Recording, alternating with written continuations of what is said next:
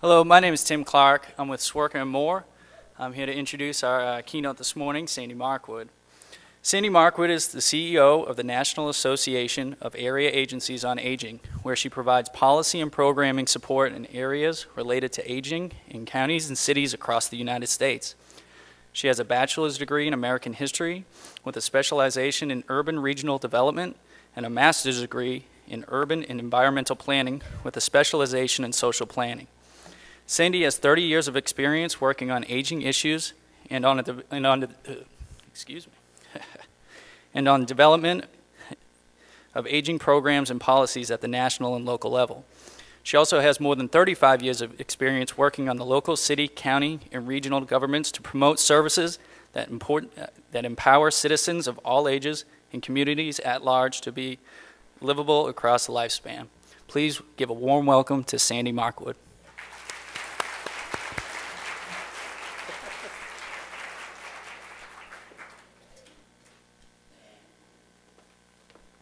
Good morning. You know, as you could tell from Tim's generous introduction, I've been aging in place. And I love it. I love it. And I want you to love aging in place and aging well. Now, I can't remember, as I was putting together the presentation, you know, I think I put aging in place, age well, and I thought, well, no, I'm just going to flip it around, because I want to talk to you about the value of aging well, which will enable you to age in place. So, in looking at this, I want you to start off being visionary. We did Tai Chi this morning, right? So we're kind of in this Zen zone. And I want you to think about what you would see as the perfect state of aging in place. And I just want to share with you mine, which is the vision of my organization, the National Association of Area Agencies on Aging, is to build a society that values and supports people as they age. Building a society that values and supports people as they age. The key words here is making sure that we value people across the lifespan, right? Across the entire lifespan. And also support people across the lifespan, and also recognize that important truth is that you're aging from the moment you're born. So that is what I envision in a perfect world, that our society, this community, the communities across the country would have that vision. But I also want to recognize that I want to be aspirational too, in realizing that as we age, and we need some supports, that we want to be able to age with dignity and independence in our own homes and our communities for as long as possible. And I say in our own homes because that is what most people, when we do surveys across the country, that's where people want to age. How many people in this room want to age in their home? See, you hit right on the percentage of national statistics. It's about 90%. But I also don't want to lose the fact that some people will not be able to age in their home, and for some people, their home may not be the best place for them to age safely. So the other part of this discussion is to age in your community and what your community can do to help you age successfully. So aging in place is aging in your home, but also aging in your community. Now, I divide the world into two groups.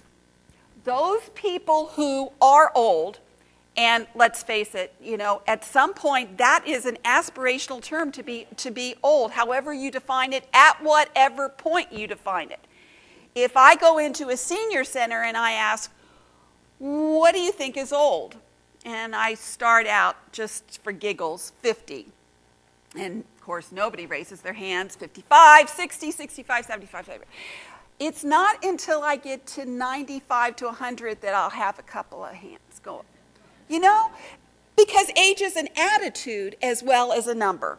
So when we look at the world, there are those people who are old, and there are those people who, if they're very lucky, will be old, right? Two groups of people. That's it. So when we're talking about aging here in southern Indiana, in Evansville, in the communities around here, there is power here because everybody wants to achieve this important goal, but they want to do it well. But the other part of looking at aging here in your community, in southern Indiana, across this state, in fact, is you can't just look at people who hit whatever magic age we want to say is old, right? Because there's another group of people who are very much impacted by age. How many people in this room are caregivers? All right, I'm going to use Rosalind Carter's term, former First Lady, who is a huge caregiver advocate. How many people in this room have been caregivers? Keep your hands up. How many people are currently caregivers? Oh, the first group, keep your hands up. This is another exercise, you know, of how many expect to be caregivers? How many of you will need a caregiver? Everybody's hand should be up in this room. So when you're looking at aging, what I want you to think about is it's not just how many people in this community at any given point in time are 60 plus, 65 plus, whatever magic number you want to consider old. It's all of those people who hope to be. Plus it's all of those people who are going to care for people as they age. So I don't know all the demographics of your community, but I know nationally 20% about of the population is over the age of 65. And I know that 1 in 4 adults is a caregiver in some way for a person who is over the age of 60. Add those two numbers together, and you will see the power of aging here in this community and across the country. Adding the number of older adults together with the number of people who are caregivers. So as we look at that, the other factor here in successful aging, and I have to say, it was really kind of scary to be able to know that I was going to be this morning's keynote when you had Dan Buettner yesterday, who was, I know, amazing. But I know Dan talked about, you know, the factors that really impact your healthy aging and your longevity. And sometimes these are surprising, and he probably hit on this, is that when you look at medical care, only 10%. When you look at genetics and family history, 30%. And your personal behaviors, okay, you know, what are you eating? Are you doing Tai Chi? Are you exercising? What are you doing to be able to promote your own health? But where you live, in your community, in your neighborhood, is 20%. Has 20% of an impact on your longevity and healthy aging.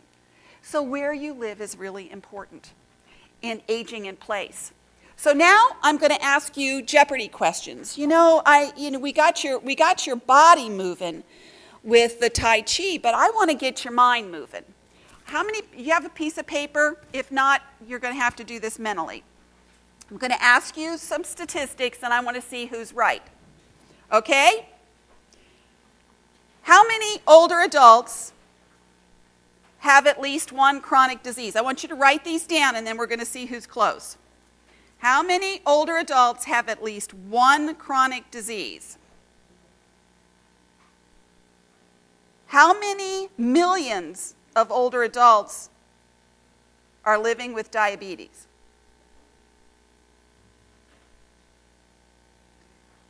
How many millions of older adults will be considered obese?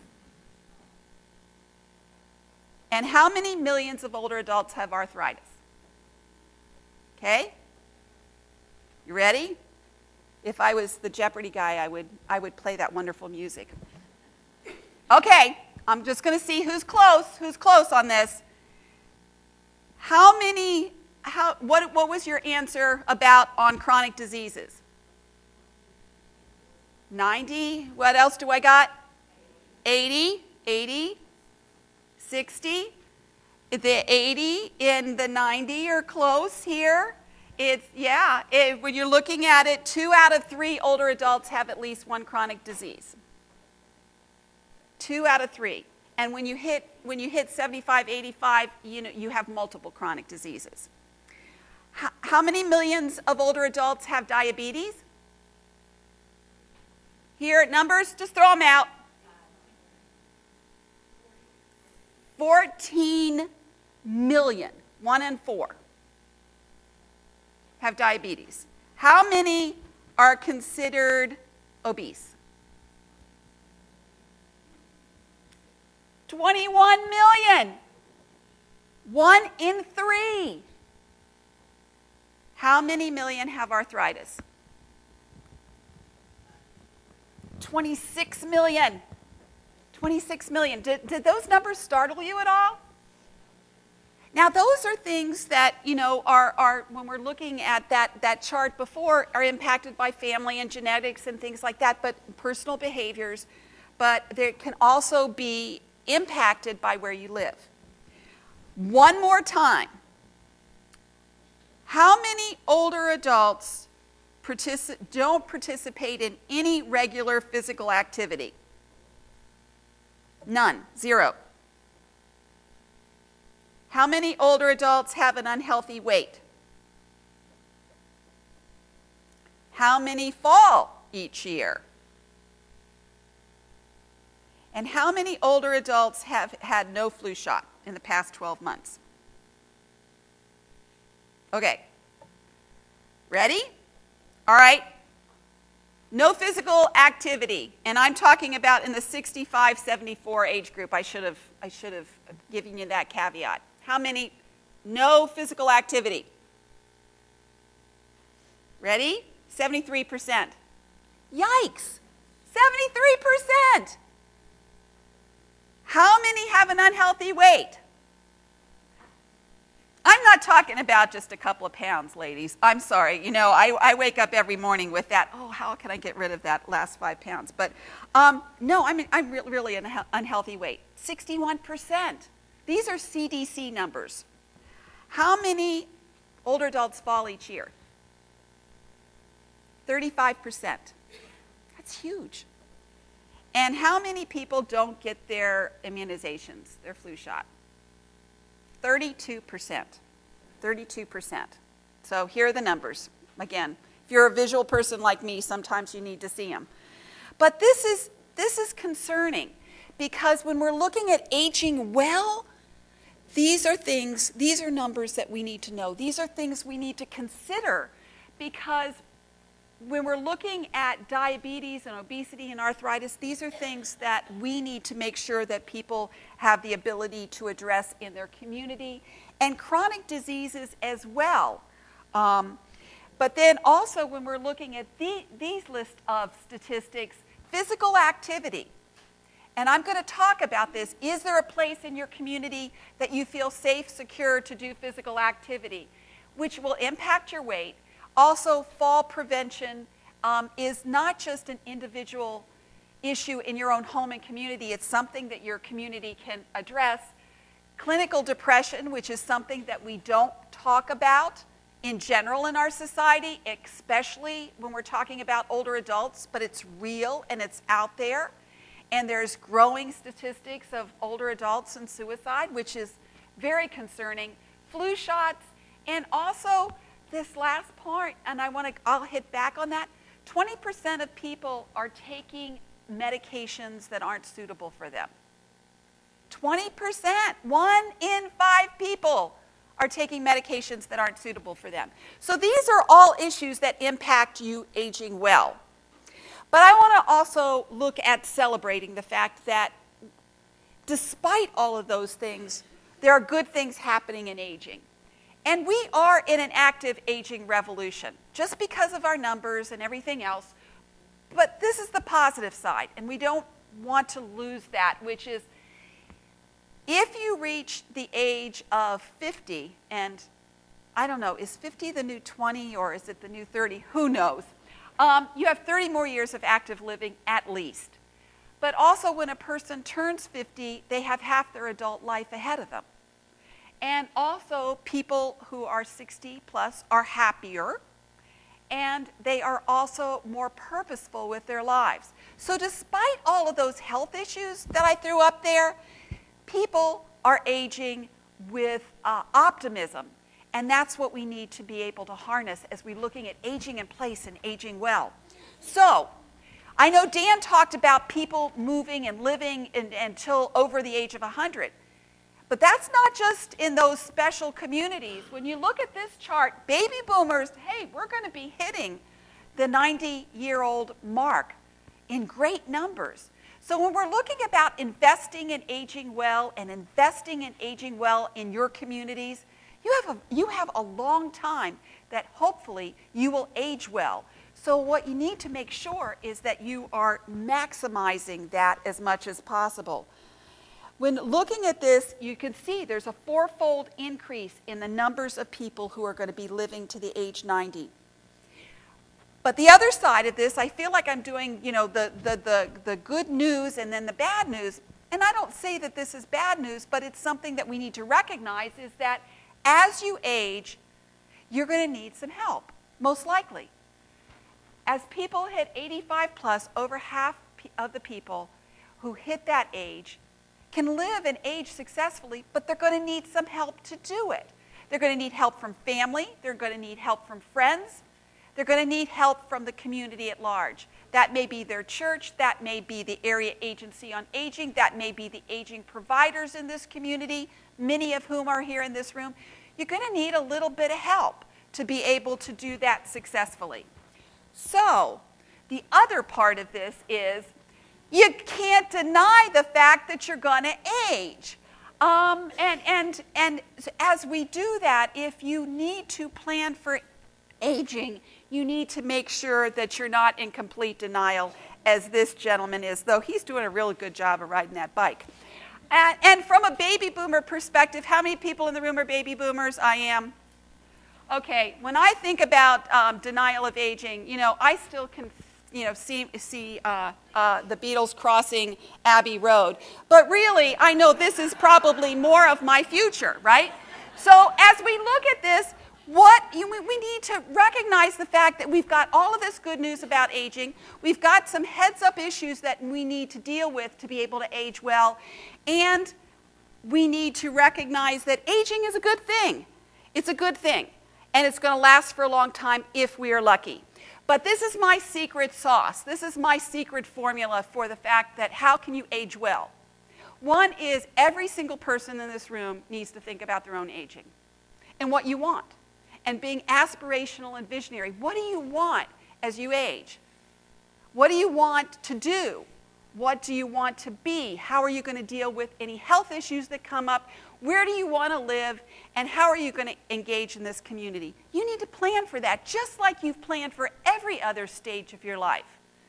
The other part of this is, because of that caregiver component, 1 in 4 families, friends are involved in helping to care for, in some way, an older adult as they age, especially that 85. You need to involve your families and have a conversation with your family about how you want to age, how they want to age, who and how are you going to want to be supported in that process.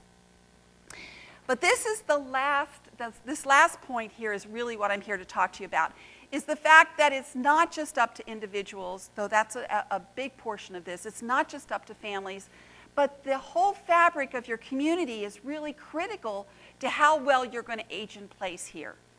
And I want to talk to you about that because oftentimes that gets ignored in the conversation about aging. So I want you to think about aging here in this community.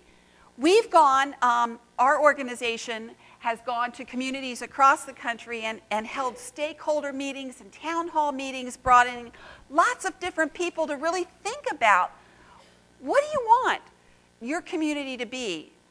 How do you want to respond to the aging of the population? How do you want to make this a community that really is a good place to grow up and a good place to grow old? And it's been fascinating to hear what people really value at their community level, what they really want. I know what a lot of older adults want because the National Association of Area Agencies on Aging, we run a national call center for the Administration on Aging. We've got older adults and caregivers, and maybe some of you have even called this number. If you didn't know to call SWRCA, your Area Agency on Aging, or you had somebody from out of town who was looking for services here, this call center is called the Elder Care Locator. We hit our 3 millionth caller calling into that.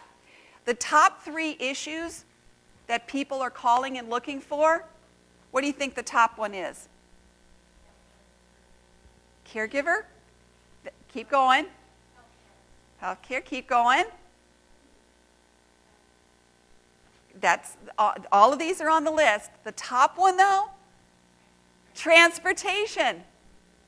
People can't get around their community. Transportation, consistently the highest issue that people are calling in looking for. Second, we hit on it, caregiving, health, access to home and community-based services. That's, home-delivered meals, that's caregiver support, chore services, personal care services, those critical services that enable somebody to age in their own home. That's the second. And the third is, I heard it over here, housing. Housing. So when you look at the top 3 things that people are calling about, 2 of them are embedded in the community, transportation and housing. Not in traditional aging services, really, but in how the community is structured to be able to respond to people's needs as they age. So as we look at this and we look at these issues, I just want to highlight them a little bit for you. Transportation. Transportation. I won't do it in here, but I have done it in sessions where I said, okay, I've got a basket here, and I am going to, I want you to put your car keys in it. And then I want you to tell me how you're going to get home. If I did that in here, how many of people would have a game plan on how to get back home? A few, yeah, that's good. That's good, but most people would go, oh no, what am I going to do now? Because our communities are not gauged for people to get around except generally to drive. Even communities, urban communities with metro, subway systems and everything else, oftentimes those are directed to home to work, not home to how do I get to the doctor, or home to how do I get to dialysis, or home to how do I get to church even. So transportation is a huge issue that we see. And you can have the best services in your community, but if people can't get transported to them, if they don't have transportation, they don't have very much value, do they? So transportation is huge. And it's not just transportation by car or by bus. Another form of transportation, I know Dan talked about healthy aging, is walkability. How many of your communities have connected sidewalks? And I know you live in small towns and areas where there may not be any sidewalks, but are there safe places for you to walk? AARP did a survey and found out that 47% of the respondents said that they could not cross the street safely in the communities that they lived in, and 42% said that they didn't have sidewalk access or adequate sidewalks to be able to walk around their community. So transportation is key, and it's a really important issue that communities need to tackle if you want to age in place. But the other issue is, and you brought it up, is housing. Now, I know that most people want to age in place in the family home. The home where you raised your kids, the home that you've lived for years, and hopefully, if you're lucky, but baby boomers not so much, your home is paid off. But in looking at that, I think more and more we need to think about, is our house going to meet our needs? And going back to the elder care locator, the folks calling in, most of the people who are calling in are looking for home repairs or home modifications. They want to stay in their house, but their house, the way it is right now, isn't going to meet their needs. So think about that. How will your home meet your needs as you age? And if so, who would you bring in and how much would it cost to be able to modify your house so that you can age successfully there? And if there is no way for you to age successfully there, where would you go if you want to stay in this community? Are there other types of housing that would be affordable, accessible for you to move to if you wanted to leave your family home and move someplace else? So think about that, because oftentimes people don't. And we also see a lot of folks that if they decide to move, end up moving to a house that was even more inaccessible than the house they left, because it's got bells and whistles and it's shiny, it's pretty, and it's their dream home for retirement. But after 5 years or so, it's not going to meet their needs, So think about housing, and how will housing needs in this community be met over time as people age.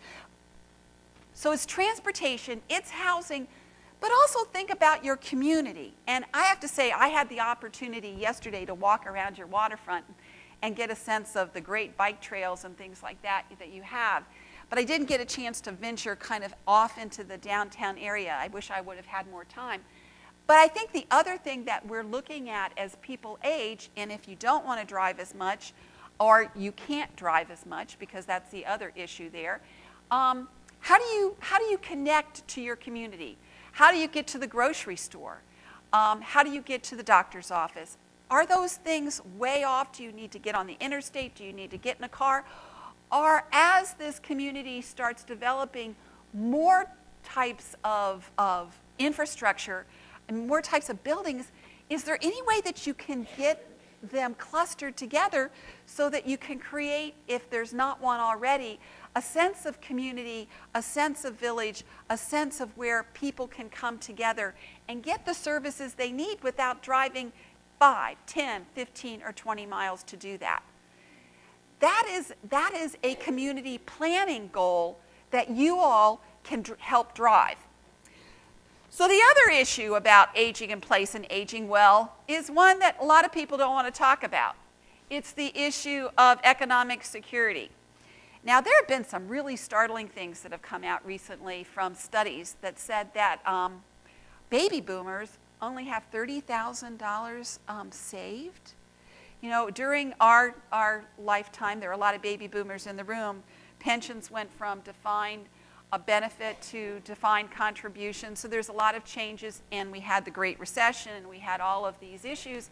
But now, as a result of that, there's a lot of concern in studies showing that at the end of a month, a lot of people who are 65 plus have no money left. They're basically spending all of their money to be able to meet their needs. And there's a growing credit card debt to handle health care needs. Looking at how we're going to keep older adults who want to be continue to be employed in this community and in communities across the country is, I think, a huge issue that we need to tackle to be able to ensure that people have economic engagement and economic security. And it is an issue that we can tackle because there is opportunities through a lot of training and retraining programs to make those kinds of changes happen. Now, you probably would have thought somebody from the National Association of Area Agencies on Aging would start out talking to you about aging services. But aging services fit in to all of these other community services. But you need to think about it. You've got an incredible area agency on aging here in this community, and you've got great service providers. But how are you going to continue to meet the needs of people? Right now, I come from Washington, D.C., when there's relatively flat federal funding and not a lot of state funding. How are we going to be able to meet the needs of people in our communities? For critical services like home-delivered meals, or we talked about transportation, especially transportation to medical appointments, looking at how we connect to people to make sure that they get those exercise, that they have somebody like Ron to do Tai Chi for them, but also just engagement, recognizing that as people age, people of all ages want to be engaged in their community, and how can we continue to make sure that people aren't isolated and get engaged and stay engaged, because it's so very important. The other issue is health care. Health care and aging services are usually the forefront, but I think they fit into the fabric. Is how do you make sure people can get to the doctor when they need to get to the doctor? Do you recognize that when you're looking at follow-up appointments to when people leave the hospital, that one of the major issue of why people don't get to follow-up appointments is because they don't have transportation? The other key issue with discharge planning in hospitals, and a major issue, is medication misuse. I said 20% of people were on unsuitable medications. When people leave the hospital, how many of you have gone through a discharge planning process and you had 5 minutes, and because discharge planners are very busy, and either yourself or with a loved one, and you walked out the door with a whole bunch of prescriptions in your hand, either in the bottle or the scripts for them, and you had no idea how that was supposed to work with all of the prescriptions at home? How many of you have been in that? I've been in that situation so many times, you know. And so how do we make sure about Medicaid adherence? Also, oral health. I put this up here because when we're looking at oral health, because it's not covered by Medicare, which is also a surprise to many people because they don't know what Medicare covers, the high percentage of older adults who have untreated dental situations that then become major physical issues for them as they get infections and the like. So looking in your community about how you can tackle all of these issues, working with pharmacists, working with the medical community in the hospitals, but also working with your local dentist to make sure that that type of health care is needed. But then this is also another topic that usually people start wiggling in their seats, and there were some pictures I could have put up here, but I just wouldn't do. Which is recognizing the fact that there are 5 million older adults who are abused every year in this country, and most are not reported. Only 1 in 6 cases are reported. And most of that abuse is by family members. It could be direct family members, or it could be indirect family members, or somebody that somebody knows. And there's also scams. And this is a real growing issue, especially on the financial scam front in this country. In fact, when I was riding in on the hotel shuttle from the airport, the person I was riding with was telling me about a customer, the Publishers Clearinghouse, had called her up and told her that she had won. And as she went into the conversation, she had won, but she had to pay some state tax thing in cash before she could collect her winnings. Luckily, this woman got it and knew that this was a scam. She said, yeah, I was 20 minutes in the conversation until I did. But a lot of people don't get that. A lot of people don't get that. And the number of scams that are growing every year in this country and are specifically targeting older adults is a national scandal. A national scandal. And in saying that, they're becoming more and more and more sophisticated. So how can law enforcement and your criminal justice system get involved to help try to stop this type of financial abuse, but also the physical abuse that's happening? And most people in the community level want to say it's not happening here. It's happening here. You just may not know about it. The other issue is social engagement and purpose. These are volunteers from the Senior Corps program. But how can you get involved in your community? Because, again, valuing and supporting people as their age, the value of the older adults now and in the future in this community is amazing. In some ways, despite all you've got a purposeful group of individuals who have so much to give. But do you have the outlets here in this community to be able to get people connected to giving? Because that is an opportunity for them to add value to your community, but also all of the statistics show that it adds value to their own lives.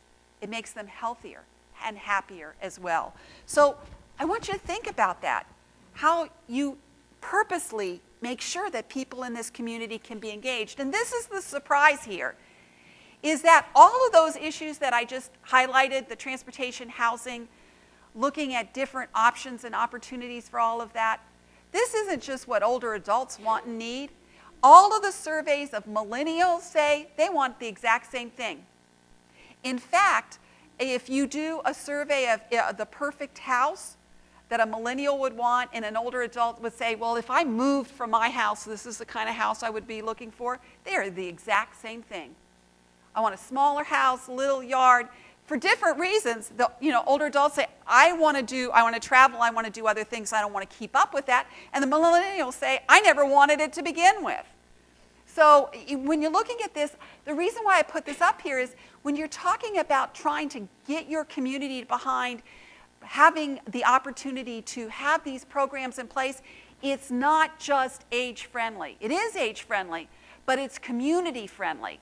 It's developing a livable community for all ages, not just for older adults, because anything that would benefit an older adult will benefit all generations. But the bottom line here is where you live matters. Remember that 20%? Where you live matters. It matters to your health. It matters to your longevity. It matters to your happiness. And you live in a great community. So the question that I'm going to pose to you is how you can make it even better. So in looking at this issue, where you live impacts your mobility. It impacts on whether you end up getting stuck in place without options. Luckily here you have a great community fabric, but there are many communities in this country that if somebody needs to limit their driving, and remember, most people just don't give up the keys. They don't just say, you know, one day I'm driving and the next day I'm not. First thing you do is you start limiting, I'm not going to drive on the interstate, or I'm not going to drive at night. And you start limiting and limiting your sphere of drivability because your comfort level is getting more and more restricted. So if you don't drive, if you don't have access to other forms of transportation, what can happen is that ultimately over time you get stuck in place. And that's not something that any of us in this room wants, right? So in looking at that, then you become socially isolated.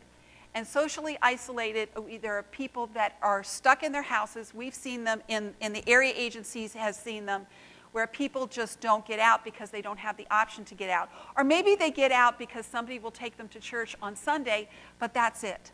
And that's not the quality of life that you want, and that's not the quality of life that anybody else in this community wants. So how can you ensure that people don't become socially isolated, especially if they're not living in a broader community setting? How can you make sure that people are checking on individuals, whether they're coming by or calling on the phone, or even connecting by social media on Facebook, just to make sure that people have those critical, important connections? And in looking at that, how can you make sure that people have that access to health care? Because if you don't have access to health care, you know, the flu shots, the checking with your pharmacist, checking and doing those follow-up medical appointments, somehow getting dentists to do pro bono work and or to work with you to be able to come up with new streams of funding to support oral health. Those are all critical to ensuring that people can age in place and have those personal choices, because where you live really matters. It really does matter. And what happens when you don't? What happens when a community doesn't look at those critical issues of transportation, housing? Just wanted to show you a couple of examples. This exists in every community where, you know, people want to walk, they want to do the right thing, but there's no sidewalk, or that sidewalk would not be safe to walk on, so they're walking in the middle of the road. And, you know, or creating a walking path or something. Again, you have an incredible walking path and jogging path over by the waterfront. Do you have those in every community? You know, some place where people can go to safely walk. And then driving, because I said most older adults either drive or they're a passenger in a car. And there are ways to design highways, and the Federal Highway Administration has known this for years, so that they're a little easier to navigate than this sign. Now, I had to put this sign in too, because I didn't know which one was worse. You know, tell me which way you go here. Who would come up to this sign and, no, it says, you can't read this. At the bottom it says, as far as we know, photo is in the public domain. Oh my goodness. So, you know, being able to ensure that the roads in your community are safe to drive for people of all ages. Now, I had done a special assignment at the Department of Transportation, so I know the Federal Highway knows that the biggest issues as we age, and you know what's age your eyes start going? 40. 40. So, and I can attest to that. But so, what you need as your eyes age is you need guardrails and signage, and you need signs that have those, big reflective signs, and you need dedicated left turn lanes so that you can, it's easier for you to turn. They know all of this. They've done a gabillion studies on this. And there's road maintenance done in this community and in this state every year, right? So why don't we incorporate things that we know would make the road safer for people as they age? And again, remember my thought, it's not just helping people, older drivers, it would help. Now my kids are in their 20s, but I tell you, when they were teen drivers, it would have helped them too. So it's really creating a roadway system that helps people drive more safely. And when it's time to hand over your keys, what are you going to do? Because there may be a time, and nobody wants to admit it, and men particularly in this room, you drive 7 years longer than women. Not necessarily because you're better drivers for those 7 years. I hate to tell you, it's not that, it's just you are really reluctant to give up the keys.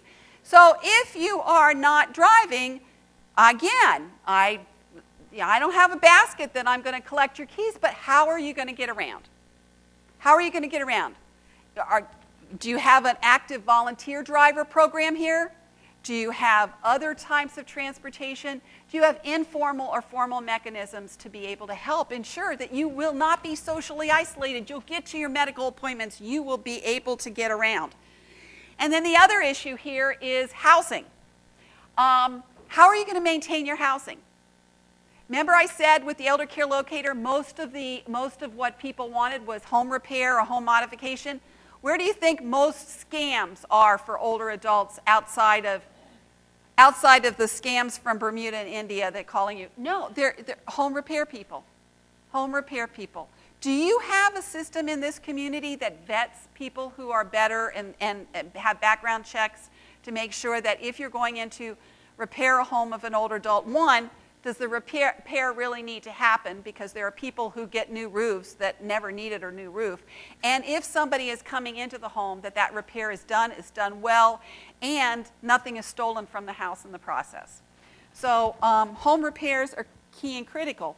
Home modifications, being able to get in and out of a bathroom, key and critical. And there are systems in place to be able to modify bathrooms, but with this woman, she's not going to be able to maneuver around her own home, so without modifications. And this is a makeshift modification that works, but also being able to get into your home is a key and critical issue as you age. It may be a temporary issue, and again, this can be a temporary issue if you break your leg or at any age, but how do you get into your home? These are things I implore you to think about. The money issue. I talked about the fact that people aren't planning ahead financially for aging, but these are things that we need to think about. With the elder care locator, we get lots of calls from people who think that Medicare covers, one, has no co-pays, doesn't understand what Medicare covers. So again, making sure that you know the benefits that you have. The other issue that you may not realize, with Medicare Part D, 70% of people are in the wrong plan. 70% signed up for a plan, and then it was too much of a hassle, so you didn't change it, even though your plan changed. And even in all cases, and this comes from pharmacists, you're leaving money on the table because you're not optimizing your prescription plan. You're not finding out how to optimize and get the most out of your prescription plan. So these are all issues, because healthcare is such an important factor in the economic, in the budgeting for older adults, you need to look at and consider. And again, the whole elder abuse issue. Elder abuse, both physical abuse, the scams, and also bringing in the criminal justice system in that as well. So Making sure that your community doesn't look like this, which I hope that it never will. Making sure that you intentionally look at planning your community to be a community so that people can get around, so that you're not isolated. But the other thing I just wanted to hit on, and I know that Dan talked about this, is your health. And making sure that your community supports your health with providing healthy choices. And I know he talked about activity, being active, not necessarily exercising. You can be active without exercising and using the right food choices. And I think he used a slide like this. You know, it's recognizing that sometimes because there's no sidewalk, because it's easier, that we take the easy way out. This is not the road to healthy aging. And in fact, when you're looking at exercising and being active, what this says is, what fits your busy schedule better, exercising 1 hour a day or being dead for 24? You know, this is a little harsh, but it's true. You know, we need to get active. We need to get involved in our community. But the question is your community helping you to do that in the process? So what choices will you have in this community to make if you want to age in place and age well? Well, I want you to know that there are movements across the country in age-friendly and livable communities. N4A has been a part of it. AARP has age-friendly communities. The World Health Organization has a whole world WHO age-friendly community initiatives. We call ours Livable Community for All Ages because we think it's age-friendly, but it's also intergenerational. There are Livable Communities initiatives started because of intergenerational, you know, wanting to bring youth and older adults together, some because of environmental movements. You know what? I don't care how they start. I don't care what is the impetus for people to start talking about aging well and aging in place. I just want you to have the conversation because I think it's really critical. No matter what your age in this room is, if you want to stay and live and age here, you need to start thinking about all of these different issues and making sure that your community makes it part of the discussion and the dialogue. And I want you to start thinking about how you do that. What's the tagline for that here in Southern Indiana? Is it embracing aging? Looking at age in everything? You know, as a policy perspective, when we look at issues, is it age in everything? Southern Indiana, Evansville, a great place to grow up or to grow old? Is this a lifetime community? Your home for a lifetime? How do you want to define yourself? Because that will capture the attention of other people. And by other people, I mean businesses, your policymakers. You've got your aging providers. You've got the area agency. You've got the university, which is an incredible partner. But how do you bring the medical community and the business community and the banking community and everybody who has a stake in this to the table? And I wanted to just highlight to you briefly some communities that have done this work. And I'm going to start out with New York City, which I know most people can't relate to. It is so big, but it is also, when you go there, it is really a city of neighborhoods. And the former mayor, Bloomberg, who was, as he was mayor, really realized the importance of the fact that how high a percentage of the city's population was getting older, and they wanted to age in place. They were not leaving. And so he challenged the city, his city departments, to say, I'm not giving you any more money. I don't have any more money to give you, but I want you to look at everything that you do and tell me how it responds to people as they age. And so he set up aging improvement districts within New York City to look at how to engage the community, how to engage the faith-based community, how to engage younger adults, how to engage people in making New York an age-friendly community. And they have done amazing things without allocating new monies into the process. There's a new mayor now in New York, and he is taking up the same mantle. But it's not just in New York. Iowa City, Iowa. The mayor there took this initiative, too, of making the community age-friendly, even though, like here, Iowa City is a university town. And so most of the emphasis in the past had been on youth, the college, making that the economic core. But they recognized that they wanted to keep people aging in place there. And so the mayor developed along the same lines.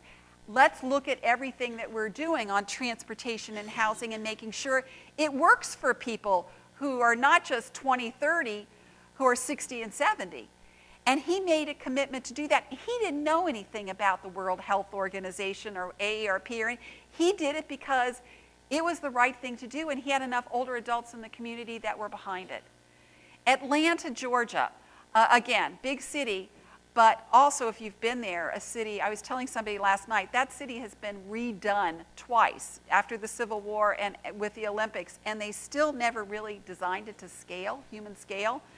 But now the Area Agency on Aging is looking at how they develop their services, and they're doing it all based on a livable community design. They're changing the way they deliver services to make it more neighborhood and community based.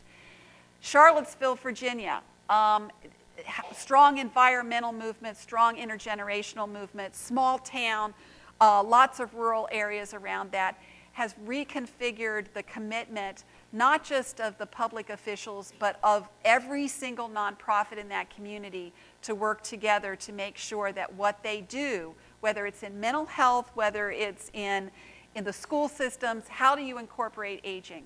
It's not over there, it's not those people, it's us. So there are so many examples of how this is happening.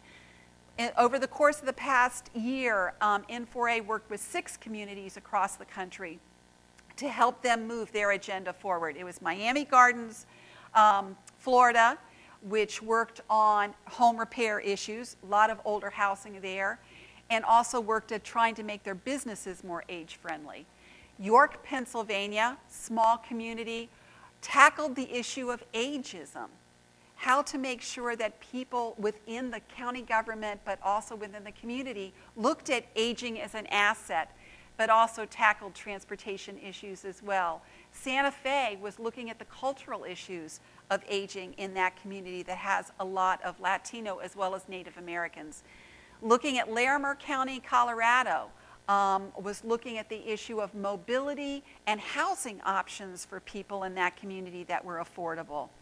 And in Monroe County and Rochester, Minnesota, they were looking at ways to engage volunteers in the community, not young volunteers helping older adults helping young people, bringing people together to help tackle the issues of home repair and volunteer transportation. So what I want to make sure that you know is there are things that you can do. And oftentimes the first thing I hear is, yeah, but we can't do it unless we get an infusion of new money. All of the examples that I'm giving you are communities that tackled this because there was a champion. There was a commitment on the part of people like you to be able to do this and to do it well. So in looking at this, do any of these resonate with you? What would you want your community to embrace as its mantra? Age in everything? Embracing aging? It's your choice. I want to leave you with a couple of thoughts.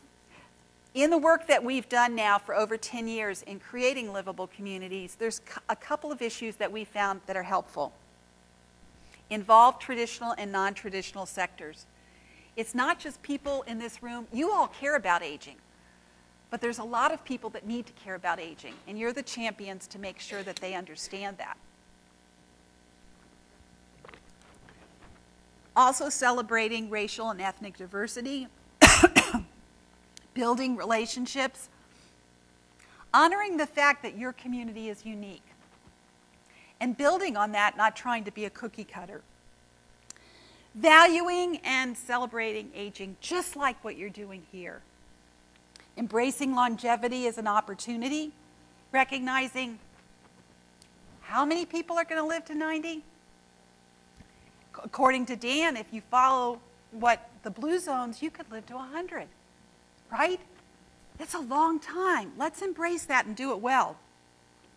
Tackling the social factors that determine wellness and successful aging. I've highlighted a few. You probably have more. Dan probably had more in your sessions. We'll add even more. Seizing the opportunity to infuse aging in everything. And what that means is, again, like the Bloomberg example, if you do something in transportation, ask people, well, how is that going to serve and benefit people of all ages? How's it going to help an older adult? If you build, a Walmart over there, how are older adults going to get there? Just asking the questions and sending the right message of the value of aging. And if you do all of this, you can leverage local dollars. So I'm challenging you, move your agenda forward. Get engaged, create an aging-friendly community, livable communities, plan for your own aging, and talk to your families when you get home, and strive to do one thing every day that you think will make a difference to make your community a livable community for all ages. And I know this is a very overused quote, but I believe in it, that for the people in this room, you're champions of aging. You're in here. You're committed. And so I'm now telling you that you're ambassadors to create a livable community here in southern Indiana.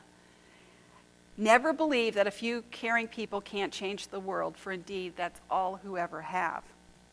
Are my favorite quote. And unless someone like you cares a whole awful lot, nothing is going to get better. It's not. So in saying that, aging in place, aging well, it's up to you.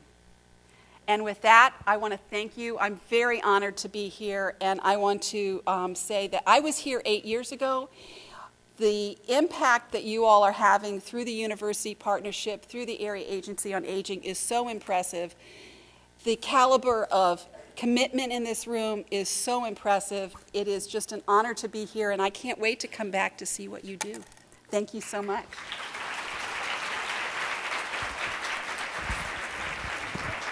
Sure.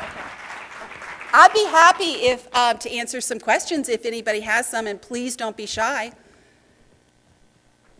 Oh, come on. Oh, I've got one right here.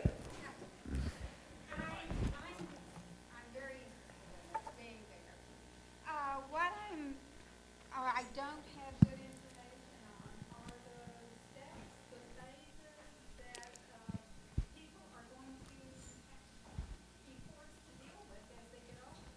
Mm-hmm. I see my world getting smaller.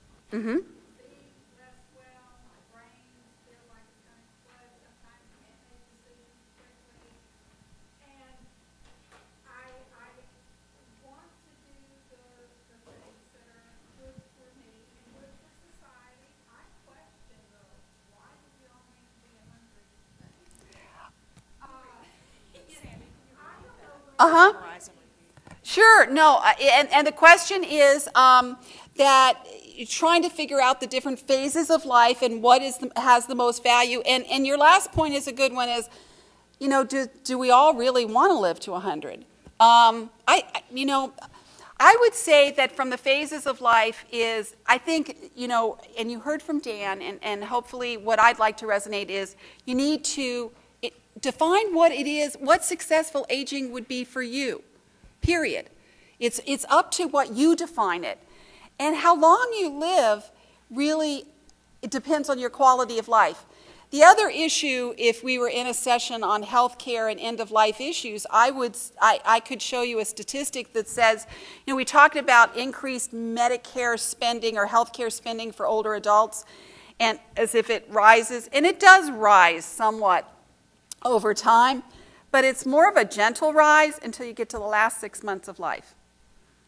And then it goes straight up. You know why? Because older adults and their families are not having the conversations they need to about what they want for end of life, and they're not having it with the medical community.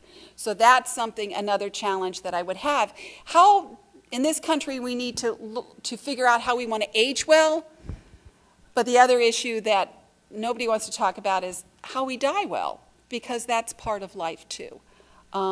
But, good points. But I would say basically everybody in this room needs to determine how you want to age well and then do what you need to do to make that happen, whether it's volunteering, whether it's working, whether it is, whatever it is, given your own circumstances, your own health conditions, your own financial conditions, what is it that you want? And define that. And just like in every other phase of your life, go after it. Just go after it. Just because you're 65, 75, 85, 95, My stepdad is 92 and last year went on a cruise to Eastern Europe. He saved for a long time. He did that by himself because that was a goal of his in life. And we all supported him doing that. You know, I don't know where he's going this year. We'll find out. He just turned 92 on Wednesday. So go after it. I have my list. I do, and I hope you have your list of everything, your bucket list of everything that you want to do. But recognizing you have a lot to give to this community too. Other questions? The last slide is what she asked for. Okay, and what I did want you to know, this book that is on our website, it's called Making Your Community Livable for All Ages, What's Working. A lot of the things that I highlighted are in here. You can download this, and if you want a copy of it, just email me, and I'll be glad to give you a copy of it. It's just got a lot of good ideas about incremental as well as big idea things that you could do here in this community to make it a livable community for all ages, a place where you can age well and age in place. Question? I'm with SWRCA, and we recognize the need for more transportation programs, and we've been researching that a lot. We're looking into the volunteer transportation programs that exist across the country. Have looked up some. Have you seen any models that work better than others with the volunteer transportation programs you've come across? Yes. And I'm pleased to tell you that, and I think I can say this now because it was officially announced on Wednesday, we, N4A and Easter Seals had been part of what had been the National Center on Senior Transportation that has now morphed into the National Transportation Center for Aging and Disability. We have an entire best practices section that is targeted to volunteer transportation. So please contact me at this number, and I'll make sure that you get connected to that. The issue with volunteer transportation is has been liability issues, but we've seen people be able to navigate that. The other thing that is background checks, and we have an agreement with what had been LexisNexis. It's now morphed into something else, that we have discounted background checks for volunteer drivers. Another interesting thing that I've seen in university towns is those, I don't know whether you have them, where people can rent a car for an hour or something like that. In cities, they're called zip cars or something like that. But it's through car rental agencies to be able, if you rent a car for an hour to take an older adult somewhere, you get a bonus, and there's an incentive to do that. So there's a lot of interesting things as we start thinking out of the box of ways to use our existing infrastructure better to meet community needs rather than to create new things. So contact me. Thank you. Yes. In this community, we have a lot of health ministry groups, parish nurse programs within the church setting, and a lot of those are getting involved. We have at our church, we have a special transportation section of our health ministry team that we can provide transportation for needed people. So that is something that SWRCA might want to, maybe they already have, I don't know, but hook up with. Pardon? Oh, well, it's St. Peter's United Church of Christ. You're welcome. Well, and boy, the phones are ringing now. I can hear it. I can hear it. But in saying that, I think, I didn't highlight as much as I would in another setting is, the role of faith-based communities and other nonprofits. But it's really, that's the backbone of what we define community as. So making sure that we have opportunities to maximize the impact that all the churches and synagogues and other organizations have in your community to help people across the lifespan. There's a lot of intergenerational opportunities there. And the other thing about healthcare that I would say, with the Affordable Care Act there, and also all of the new integration, and this is a good thing, is there is more of a recognition of where health happens Where does health happen? It happens at home and in the community. And area agencies on aging are getting more involved, as well as other aging and health providers, in helping to build a bridge between what happens in the doctor's office or in the hospital and what happens in the home. You know, making that important bridge between helping people navigate the system of health and recognizing that it doesn't just happen in a doctor's office, you know, so that when you leave a hospital with those list of prescriptions and you go home and you've got 10 of them on your windowsill, you figure out, you know, what is it that you're supposed to do. And the visiting nurses, the area agencies on aging, and other health and human services professionals are working really hard to create that, what I think is a new and exciting space. Other questions, other thoughts? Oh, we got one. I see a lot of people trading their car keys in for power scooters, and it creates issues for us here in Evansville. We've had injuries and deaths from that. Do you address that in your living and aging well or neighborhoods, like not a bike path, but maybe a power scooter path? Or? Well, I think that what we're looking at is people are coming up with new, you know, golf carts, scooters, other things. Though I do have to say, I don't know whether anybody saw it on the national news maybe a month ago, that there was unfortunately a woman with dementia who was on her scooter and got completely lost, and and this is an important partnership, is then how the law enforcement official helped her to be able to get back home. So the partnership with law enforcement is also important. But I think it's recognizing what are the alternative transportation means, but also making sure that they're appropriate, accessible, and safe.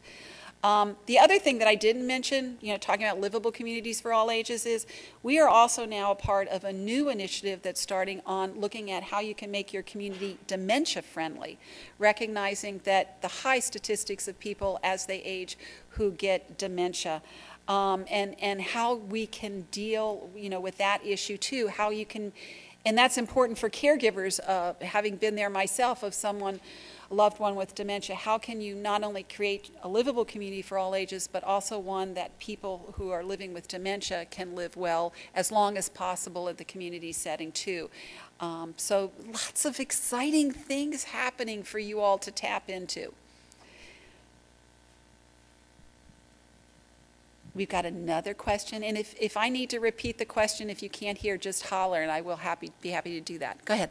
Okay, I'm 81. I live close to the university, and I always thought that I plan on driving for another 20 years. But I always thought that if I got to the point where I couldn't drive, it'd be nice to have a group of people from the university, students, that would be accessible, that I could hire to drive me to doctors or wherever. And I thought that would be an issue that they might consider. No, and I think, so it sounds like you were intentional on where you lived so that you could access the university and new options. But I think, and you're a university town, this is a beautiful campus. There is huge opportunity of partnerships and as is exhibited by this conference, between universities and the Aging Network on being able to do volunteer transportation, chore services, home sharing. You know, having a student live in your house instead of paying rent, being committed in the contract to be able to mow the lawn or do other types of chores around the house. So I think that there are a lot of different creative opportunities. We have some of those incorporated into the publication, and we are looking at building new, you know, best practices. But I think the thing is it's what is the need, and who in this room or community can help me serve it? That's really what you did, you know? And I believe for every challenge, the answer is in the room, or the answer is in the community. You just got to get the right people talking together in a setting that, that brings those out. So it's not like, I have this need, has anybody else in this room had this need, and how did you solve it, and that may help, you know, you do it as well. Or can the university post something and do background checks on a pool of people who would agree to serve as volunteer drivers, and what would be the stipend or incentive for them to do that? You can be creative. And you have already been creative in just, starting to look at new opportunities for how you do that. And I'm sure there's a lot more people who are creative who may have ideas, and you could see her at the break. Other thoughts? Oh. Sorry, I have another one, and this is a question that maybe somebody in this room can help answer.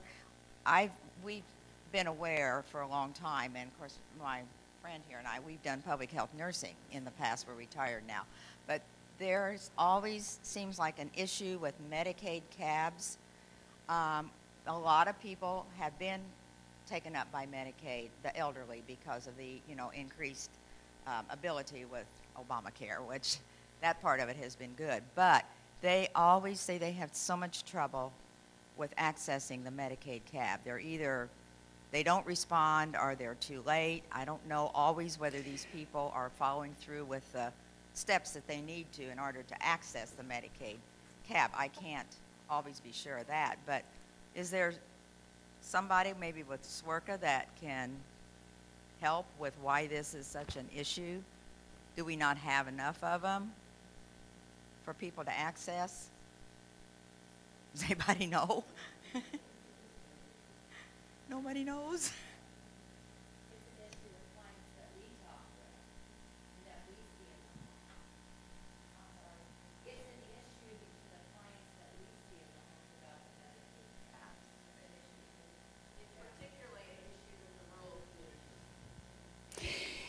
On that issue, the one thing that I would highlight, there are new initiatives that are out to be able to look at ways to, there are new apps on phones to be able to track on GPS where a cab is, so that they can give you a call, right before you're coming, so you're not sitting there just waiting and not knowing whether they're going to come.